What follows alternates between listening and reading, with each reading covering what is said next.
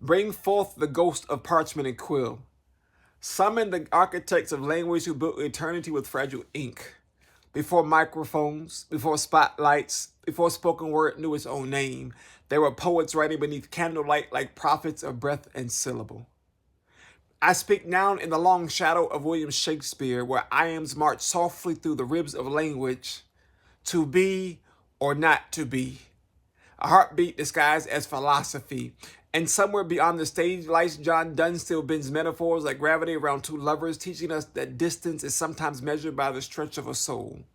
While Edmund Spenser spun epics into myth, crowning virtue with stanza and sword, reminding kingdoms that poetry could rule long before politics ever could. And in the darker chamber of ambition, Christopher Marlowe let Dr. Faustus teach the world that the hunger for knowledge can burn brighter than salvation. These poets did not simply write. They constructed language the way cathedrals rise, line by line, meter by meter, until meaning itself reached toward heaven. But poetry kept moving, crossing oceans, crossing centuries, crossing skin. And somewhere down that long corridor of ink, Langston Hughes picked up the rhythm of a people and turned jazz into scripture.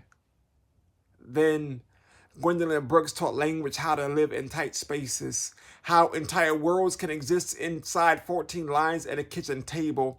And when the century began to roar, Amiri Baraka set the page on fire, reminding poetry that sometimes the most honest meter is rage.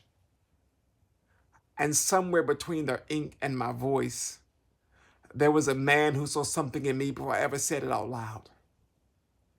Malachi Rivers, knowing that it was something in the water, took a chance on my silence and heard poetry in it, reminding me that this voice was an accident, it was calling, that I wasn't just writing words, I was stepping into something that had already begun. So here I stand, a poet with a microphone instead of a quill, but the inheritance is the same, because every stanza I speak carries the pulse of William Shakespeare, the metaphors of John Donne, the myth of Edmund Spenser, the fire of Langston Hughes, and the precision of Gwendolyn Brooks, the thunder of Amiri Baraka.